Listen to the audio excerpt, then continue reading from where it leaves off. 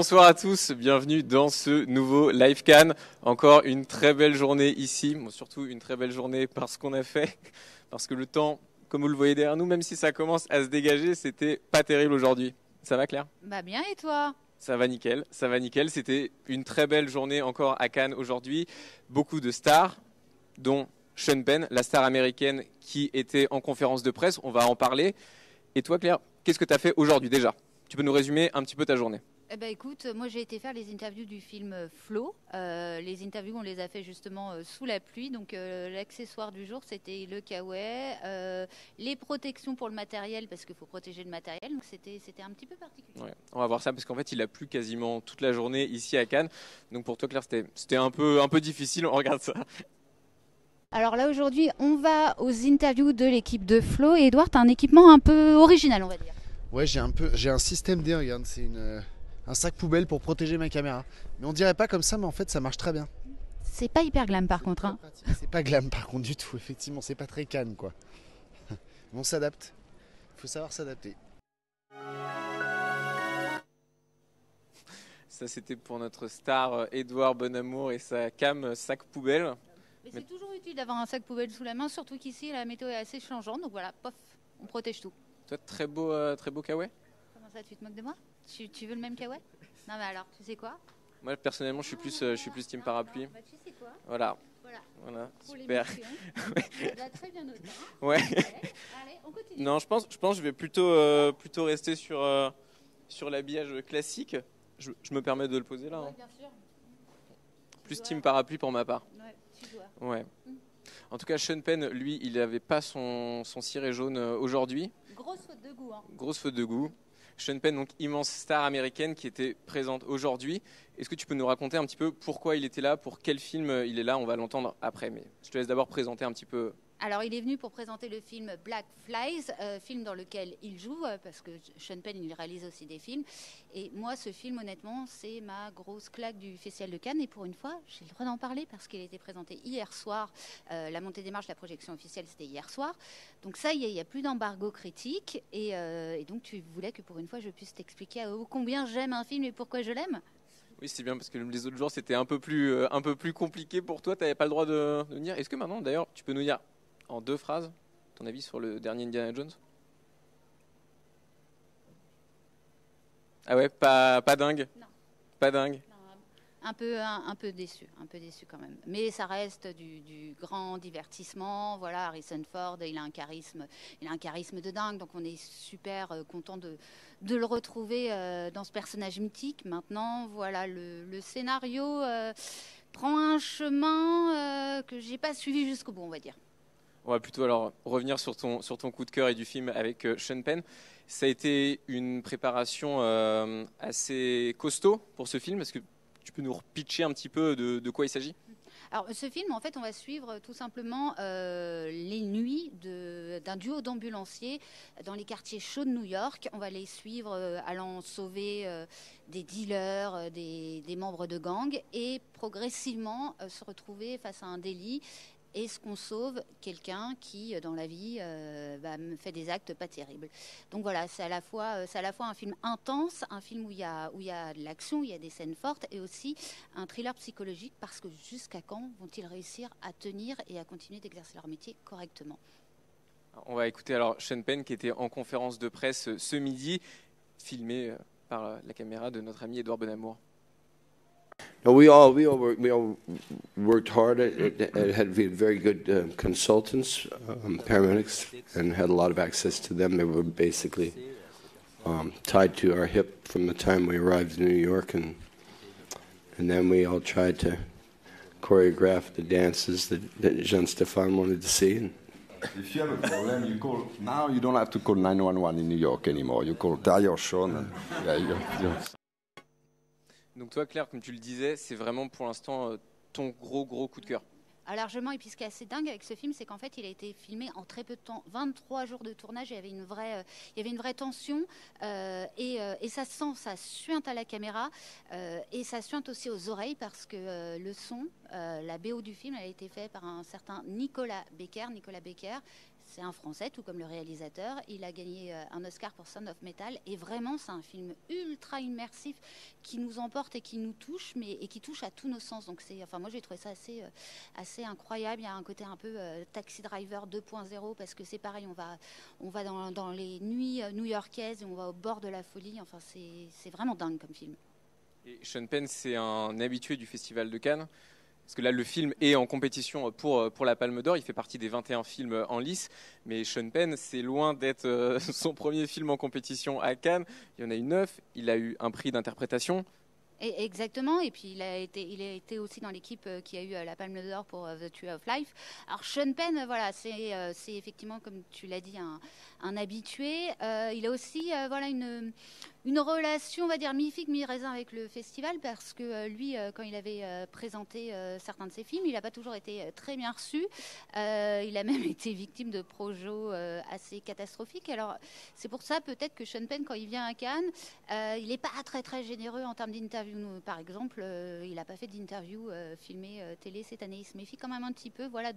Ça évite que je me fasse refouler à l'entrée comme avec Harrison Ford hier. Ouais, bah là, c'est sûr, Sean Penn, il n'y a pas. En télé, il n'y a pas. Donc voilà, et en même temps, on l'a senti en conférence de presse. Il était assez décontracté. Il doit savoir que cette fois-ci, le film est bien reçu. Un film qu'il coproduit en plus, parce que voilà, c'est un acteur qui est très engagé dans la création artistique, très engagé politiquement aussi. Il a d'ailleurs dit un petit mot là pour dire qu'il soutenait la grève des scénaristes à Hollywood.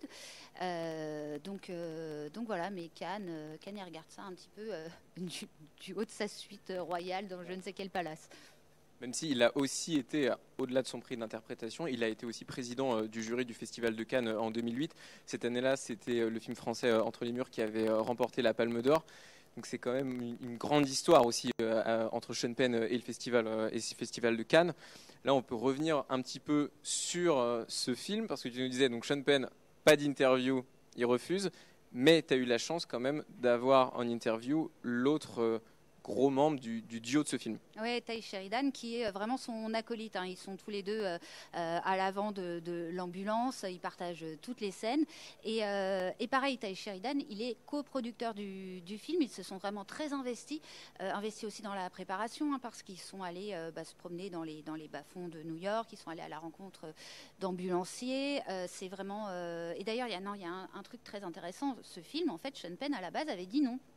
Il avait dit non, on lui avait proposé le scénario, il avait dit non. Et est-ce que tu sais ce qui a fait que ça ait switché dans son... Non.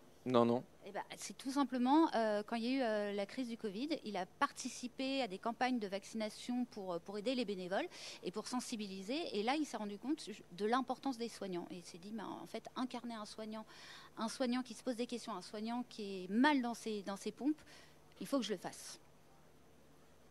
Et donc, c'est vraiment un personnage au-delà de l'acteur, c'est vraiment un personnage dans la vie. Et Tye Sheridan, donc l'acteur, nous racontait aussi comment ça a été justement de préparer ce film avec lui et de travailler avec Sean Penn. On va l'écouter. Yeah, no, we did feel pretty comfortable together, and we really were working as a team even before we started making the film, because we were going through training together. So both of us were doing ride-alongs with real medics, and then we would sit in a classroom environment and go do like lessons with medics for days.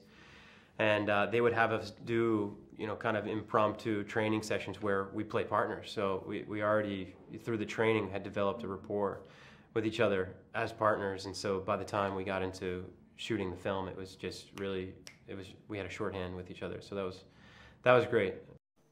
Alors, est-ce que tout ça, ça t'a donné envie d'aller voir le film? Parce que moi, j'aimerais vraiment savoir si tu es convaincu ou pas. Oui, complètement. En préparant l'émission et en entendant tout ce que tu me racontais, honnêtement, c'est clair que ça m'a donné hyper envie de le voir. Mais tu m'arrêtes si je dis une bêtise. Pour moi, j'ai pas encore vu la date officielle de sortie du film en salle en France. C'est assez fréquent à Cannes parce qu'en fait, il y a des films qui sont testés, il y a des films qui pourraient être distribués, ont besoin de l'éclairage cannois, donc non, tu te trompes pas. Ils attendent aussi peut-être le palmarès, tout simplement, parce que le palmarès, ça peut être un super booster à entrer. Donc effectivement, il n'y a pas de date de sortie, mais la sortie, elle peut être programmée très rapidement. Ça peut prendre combien de temps ensuite si Si je sais pas, imaginons ils gagnent la Palme d'Or, ils se disent bon bah on a envie de surfer sur cette image dorée. Comment ils peuvent procéder pour sortir le film le plus rapidement possible? Bah, écoute, tu as besoin de sélectionner une date où il n'y ait pas trop de concurrence, et puis après d'imprimer des affiches, de faire une campagne sur les réseaux. Donc ça prend pas forcément beaucoup de temps, on va dire 1 mois et demi, 2 mois. Ok, oui quand même. Donc on ne pourra pas le voir avant cet été. Non, mais toi, tu peux aller en projo ici pour le découvrir. Je vais essayer de trouver le temps de le faire, clairement. En tout cas, Sean Penn, donc immense star ici. Et Cannes, c'est évidemment des stars absolument partout. Et on a eu la chance d'avoir notre journaliste Sarah Durand qui a pu suivre et vivre complètement en fait, la cérémonie d'ouverture du festival mardi. Elle a pu nous filmer tout ça et nous montrer en fait, de l'intérieur comment ça se passe, la vie de star finalement. Est-ce que juste toi, tu as déjà pu vivre comme ça de l'intérieur une soirée d'ouverture du festival? Jamais. Alors honnêtement, jamais. Soit je les suis par écran interposé, mais jamais, donc ça m'intéresse énormément. Alors, on va avoir du coup la chance de voir ça avec Sarah. On regarde ça tout de suite.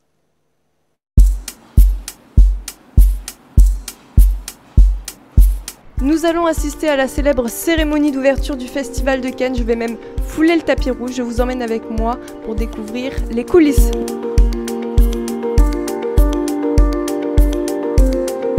Le maquillage, la coiffure, c'est fait. Maintenant, je vais me changer et un chauffeur va venir nous chercher pour la suite des événements. Premier rendez-vous à l'hôtel du Martinez pour le cocktail pré-tapis rouge avec les équipes Chopard et BMW.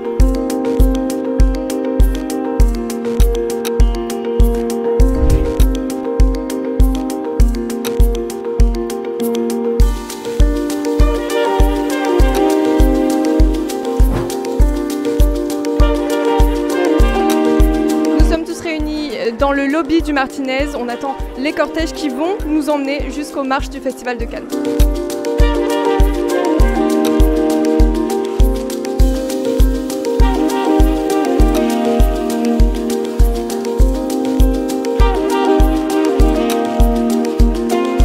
Bonsoir Iconic, je suis le président et directeur de BMW Group France et nous allons vers le palais des festivals. En fait, on vient du Martinez, nous allons monter le tapis rouge, le red carpet ce soir dans le cadre du Festival de Cannes.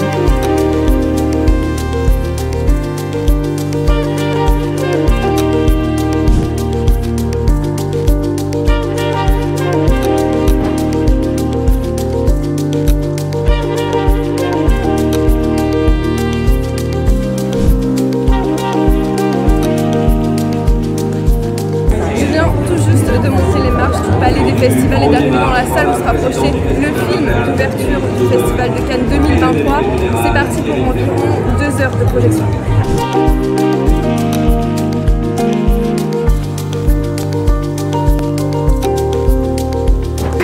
Festival of Cannes is officially open.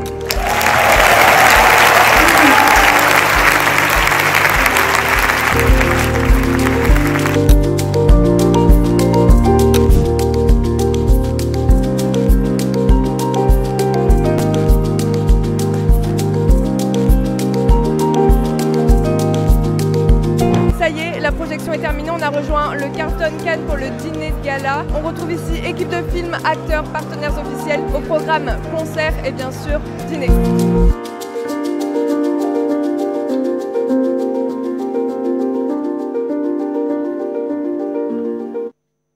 Voilà à quoi ressemblait donc de l'intérieur la cérémonie d'ouverture de ce festival. Mais Cannes, en fait, c'est des grands moments comme ça, des grandes cérémonies tout le temps, puisque hier soir, il y a eu aussi un moment très, très fort en émotion, un moment très grandiose.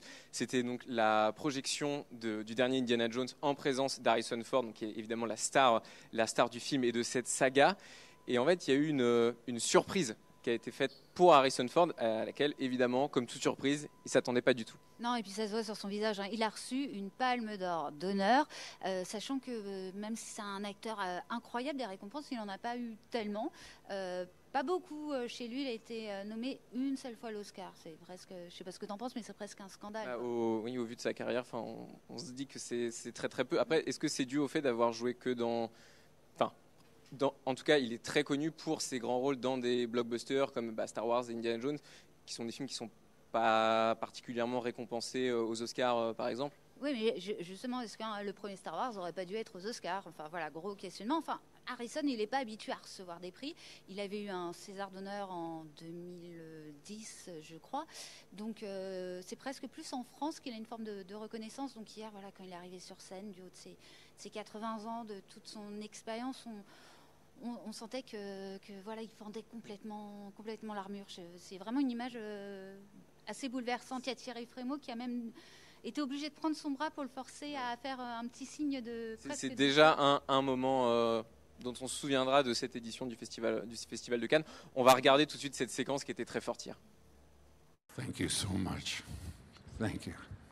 Thank you. I'm very touched. I'm very moved by this. They say when you're about to die, you see your life flash before your eyes.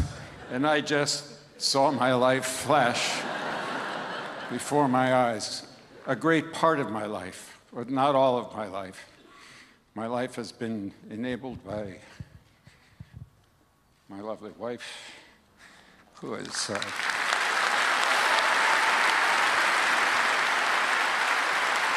supported my passion and my dreams, and I'm grateful. And you know, I love you too. Thank you.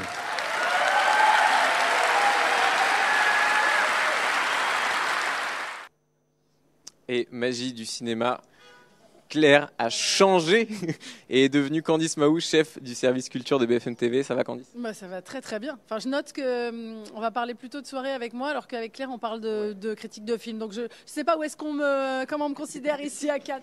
Une star de la nuit, peut-être, je ne sais pas. Ça fait partie de ton boulot. Mais bien sûr, ça fait tout à fait partie de mon travail. Et parce que, en fait, est-ce que déjà tu peux nous dire un petit mot sur cette émotion avec Harrison Ford, comment toi t'as perçu ça? Et ensuite, on va aller voir, parce que justement, toi tu étais ensuite à la soirée spéciale Indiana Jones en présence, elle aussi, d'Harrison Ford. Exactement. C'est toujours très émouvant, je trouve, parce que ce monsieur qui monte et qui c'est un taiseux quand même, hein, Harrison Ford, Claire a dû vous le dire. L'idée, c'est qu'il a un débit assez lent, il est très posé, c'est pas un roi de l'interview et il en fait le moins possible, il reste dans sa campagne en général, il n'est pas très socialite. Et là, de le voir monter, on commençait à le voir se décomposer et d'un coup, à entendre sa voix qui vacille, rien que ça nous met les poils et ça nous a vraiment tous, je crois, beaucoup émus. Et on l'a senti très ému. Et en plus, il se dit, il a 80 ans, et il dit, voilà, j'ai vu ma vie défiler. Enfin, on sent que c'est quand même quelqu'un qui, voilà, sait qu'il en a plus derrière que devant, et que c'est une grande star. Que cet hommage lui est vraiment allé droit au cœur. Et c'est vrai que c'était émouvant.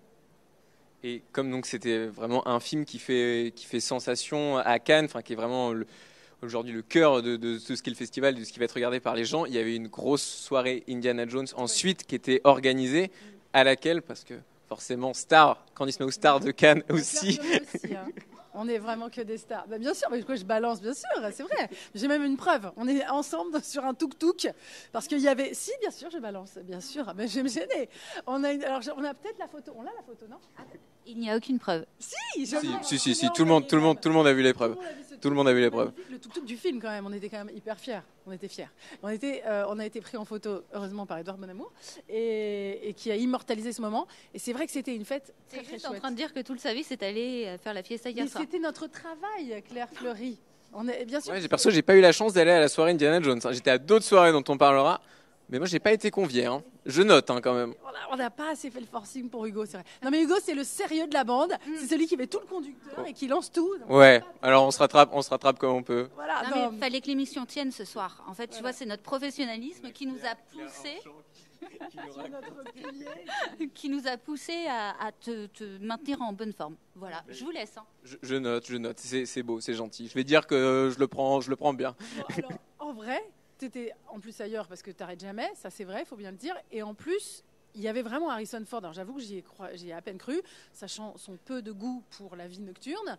Et il est quand même venu après. Et je pense que c'est justement cette adrénaline de la Palme d'Or, de toute cette émotion qu'il a voulu rendre comme ça gentiment. Il s'est arrêté longuement, il a répondu à tout le monde, alors que vraiment il avait seulement sélectionné que quelques médias auparavant pour donner ses interviews ici sur le film. Dont nous. dont nous, bien sûr, dont surtout Claire Fleury, en fait. Je crois que c'est ça qui a joué, non? Je pense que c'est Claire Fleury. Et en vrai, je pensais vraiment pas qu'il s'arrêterait autant. Il est venu, il est même resté après. Je me suis dit, il va partir se coucher, pas du tout. Il est resté. Enfin, c'était vraiment... je pense qu'il a vraiment vécu sa meilleure vie, quoi, hier. Parce que, comme on le disait, en fait, ces soirées-là, elles font aussi vraiment partie du Festival de Cannes. Elles ont quelque chose d'assez important et c'est quelque chose de monstrueux qui est organisé à chaque fois pour des gros films comme ça. Est-ce que tu peux nous raconter un peu, déjà, donc, comment ça se passe? Tu disais qu'il y avait un tuk-tuk qui faisait partie en fait, du décor du film qui était là. Enfin, comment ça se passe? Pourquoi les studios décident de faire ces soirées-là? Parce que c'est quand même quelque chose de coûteux aussi. Donc forcément, j'imagine que doit y avoir un intérêt pour eux derrière à faire ça. Est-ce que tu peux nous en dire un peu plus? Ce sont vraiment d'énormes budgets, c'est vrai, ces soirées de com, de communication. Et quand on a comme ça une avant-première mondiale, qu'on a des gens qui se sont apprêtés, qui sont venus, qu'on a invités, après on leur dit pas, bon bah maintenant vous pouvez aller dîner, rentrer chez vous. On profite, on capitalise sur cet événement-là pour les inviter, continuer à les faire rêver, continuer à leur faire passer la meilleure soirée possible avec quand même l'équipe du film qui vient. Il y avait James Mangold au milieu de nous qui buvait des coups. On pouvait le réalisateur du film. Le réalisateur du film, bien sûr, pardon. À qui on pouvait aller parler. Mads Mikkelsen, le meilleur méchant de toute l'histoire du cinéma, qui était là. Carrément. Non, l'histoire peut-être pas, il y en a plein. Mais en tout cas, un des meilleurs méchants d'Hollywood en ce moment et qui est tellement gentil, au contraire, dans la vie, tellement accessible, justement. Vous allez lui dire que vous l'avez adoré, il va vous répondre, il va vraiment vous parler.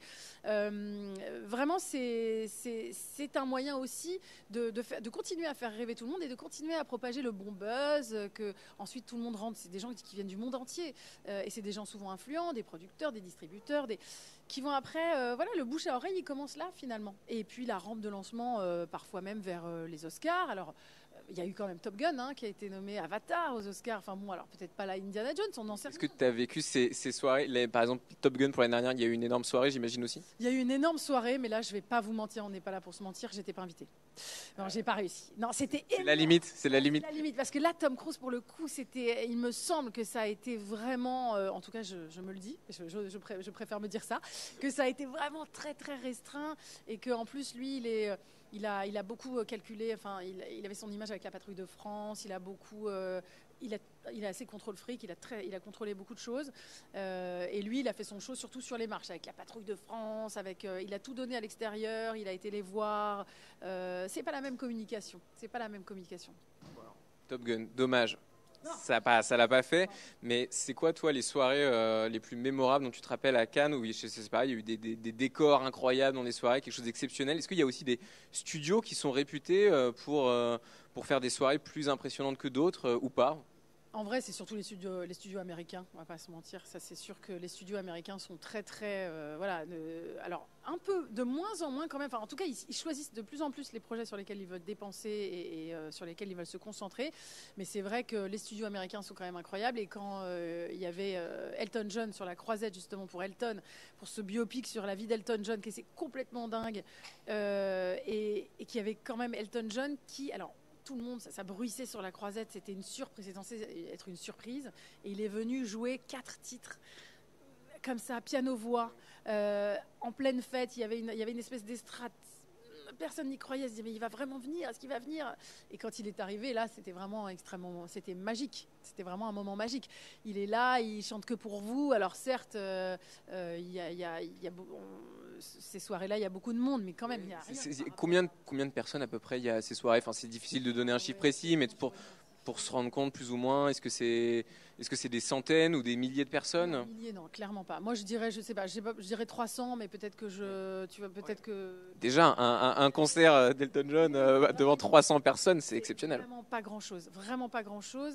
Et c'est un moment magique, vraiment hors du temps, qui reste gravé. Et, c'est dans une vie, je veux dire très sincèrement, parce qu'on le reverra jamais de la même façon. Il y a la plage derrière, il y a un peu le bruit des vagues.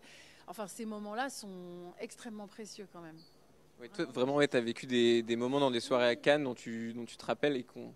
ce moment-là, Elton John, il y a eu la soirée Elvis qui était complètement folle et Claire, elle y était, c'était complètement fou. Il y avait les Maneskin qui, après avoir gagné l'Eurovision, qui étaient là pour jouer aussi avec des costumes. Alors Baz Luhrmann, il est tellement fou, tout était à paillettes, évidemment lui, son propre costume, mais tout le monde était très...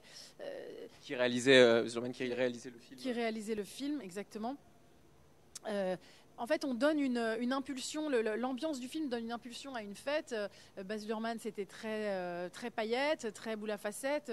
Par exemple, Indiana Jones hier, les lumières étaient plus dans les orangés, avec le tuk-tuk. Enfin, ils créent une ambiance. Chaque soir, vraiment, c'est comme un décor de cinéma qui est recréé pour que l'univers du film soit encore là jusqu'au bout de la nuit pour faire profiter un peu tout le monde et tous les heureux festivaliers qui sont conviés.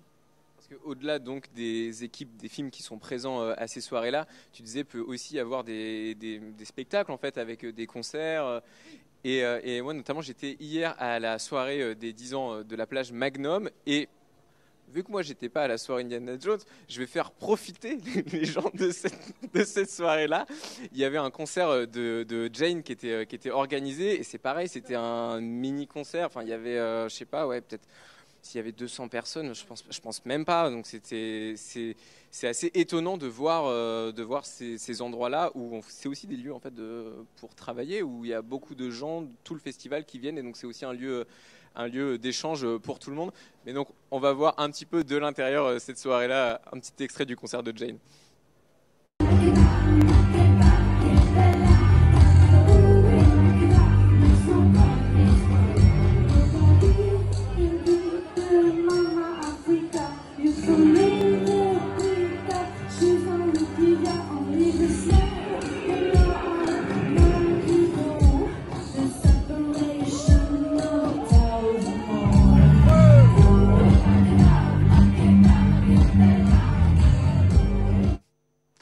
Ça, c'était donc Jane à la plage Magnum hier soir. Et donc ça, c'est aussi des rencontres que tu peux faire dans des soirées. Mais Cannes, c'est en fait des stars et des gens du cinéma absolument partout dans les rues. Et donc, il arrive aussi de faire des rencontres totalement improbables en se baladant juste sur la Croisette. Oui, c'est vrai. C'est vrai que pas plus tard qu'hier matin, j'étais un peu bouche bée parce que je vois au loin arriver... Bon, on va dire que je fais une fixette, mais Mads Mikkelsen avec sa très jolie épouse. Et je les vois de loin, mais ils ont une telle allure qu'en plus, c'était dans cette allée centrale. Je me dis, ah là là, c'est dingue. Et j'hésite, je pense à toi. J'hésite, je sors mon portable, je suis là, est-ce que je vais... Et d'un coup, avant même que j'ai pu vraiment dégainer, il y a un type qui lui tape sur l'épaule. Je me dis, ah, encore un relou de... Bon, c'est pas grave. Et je me rends compte, il avait un bébé dans les bras, c'était Ruben Östlund, donc le président du jury de cette 76e édition, qui me dit « Non, Matt, comment ça va? Alors, comment t'as aimé le film hier ?» Il commence à te taper la discute. Bon là, déjà parce qu'ils étaient tous en famille, je n'ai pas, du coup je suis désolée, je t'ai pas ramené cette image. Mais tu nous la racontes, c'est déjà très bien. C'est vraiment improbable. Et c'est vrai qu'on se balade et on peut tomber comme ça sur un peu tout le monde, parce qu'il faut déjà qu'eux ils aillent voir les films. De toute façon, voilà, il faut après qu'ils se rendent, ils vont déjeuner. Enfin, ils sont comme nous tous finalement. Et cette croisette, pendant ces 15 jours, c'est vraiment une bulle où tout le monde se mélange, où tout le monde peut faire des rencontres comme ça, fortuites et magiques. Et ça participe vraiment de la magie de cet endroit. C'est vrai, ne serait-ce que même là, donc là, en fait, on diffuse depuis la terrasse audiovisuelle du Palais des Festivals. Et en fait, on a notre quart de matériel qui se trouve en bas. Et donc, on monte un escalier pour monter jusqu'à cette terrasse. Et là, en montant, il y a une petite demi-heure, je me suis retrouvé juste nez à nez avec Cate Blanchett à la porte. Donc, c'est un peu surprenant sur le moment. Mais oui, mais c'est ça. Parce qu'on travaille juste à côté de l'entrée des artistes et de la sortie des artistes. Donc, comme toi, en montant, j'ai croisé Carla Bruni qui était sur le tapis rouge juste avant. Pardon, je vous en prie. Ah, vous avez plus de talons que moi. Non, mais allez-y. Enfin, c'est très drôle, quoi.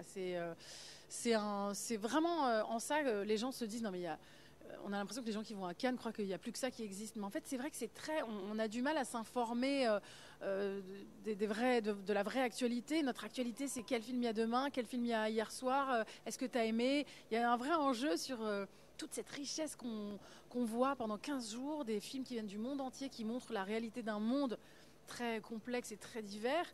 Et c'est très très enrichissant et en même temps ça nous coupe un peu du monde paradoxalement pendant 15 jours. Mais c'est sûr que ça ne ressemble à rien d'autre. Enfin, c'est un moment un peu hors du temps, parce que sur le fait de croiser comme ça aussi des gens par hasard. Bon là, au Palais des Festivals, il y a quand même une certaine logique, mais c'était hier soir en rentrant du travail, en fait, du boulot.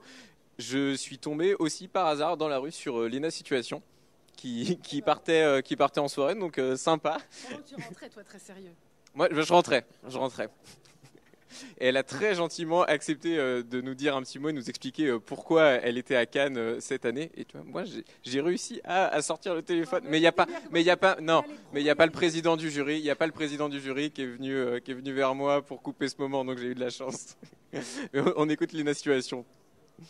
Bonsoir, j'espère que vous allez bien, BFM. Et je disais que je suis peut-être là pour parler de cinéma autour de podcasts. Peut-être. C'est pas sûr. C'est pas sûr. Ceci n'est pas un communiqué de presse officiel. À ne pas prendre en compte.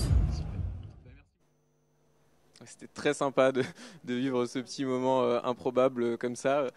Et elle a été sympa de répondre aussi. Enfin, mais c'est ça aussi parce que c'est quand même une très très grosse influenceuse. Enfin, je dirais, elle a un certain statut. Nous, quand on essaye de la solliciter, en général, il faut passer par un agent. Enfin, et là, en fait, à Cannes, on la croise et comme une autre star qu'on pourrait presque aussi solliciter comme ça, un peu à la volée, et elle répond. Enfin, c'est vrai que c'était vraiment gentil.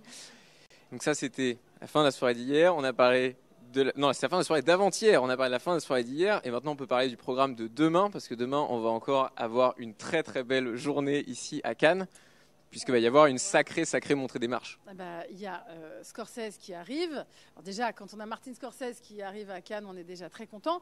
En plus, il a une telle histoire évidemment vers Cannes, mais là il vient avec sous le bras d'un côté De Niro, de l'autre côté DiCaprio.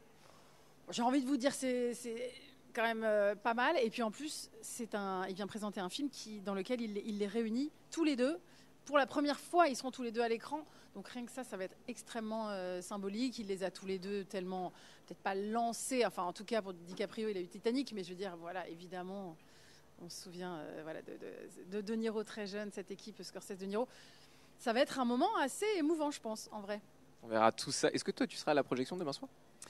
Normalement, alors nous, on n'est pas dans la projection du soir. Il faut savoir, nous, on voit les films au mieux et on se bat, il y a des surbadges, etc. le matin en projection de presse. Mais nous, on monte pas les marches. Enfin, je veux dire, faut quand même être très clair. On n'est pas là, on fait pas les beaux sur le tapis rouge. Moi, je les ai jamais montées en fait les marches. Alors que pourtant, c'est ton combienième festival cette année ? Oh là là, j'ai pas compté, dis donc. Je crois que 2008, le premier. Donc oui, non, c'est vrai que c'est pas commun. C'est pas nous les journalistes, on les voit avant. On commente évidemment, on est un peu sur les marches quand on filme sur le côté, comme le fait Édouard Bonamour tous les soirs en ce moment. Mais nous, on ne les grimpe pas. Donc, on a notre propre actualité, notre propre rythme dans le festival. Exactement, voilà. Et on fait aussi les à côté. Et puis on suit en revanche cette montée des marches par écran interposé où on se met en bas, on les voit quand même. Mais c'est vrai qu'on n'est pas toujours dessus, donc faut savoir que voilà. Non, je dis ça parce que tous ceux qui, à chaque fois qu'on part à Cannes, oh génial, t'as pris tes robes. Oui, enfin, en général, je suis pieds nus dans la pelouse pour essayer de raconter ce que je vois, pour être stable sur mes directs et puis voilà, être à peu près présentable. Mais c'est pas moi qui mets les plus belles robes à paillettes quand même, vous voyez. Il y a de la concurrence ici. Et au-delà donc du film de Martin Scorsese demain, qu'est-ce qu'on a d'autre de prévu ? Alors, très bonne question, Claire Fleury, viens voir. Non, parce que Claire, il faut venir avec tout le programme de la journée de demain.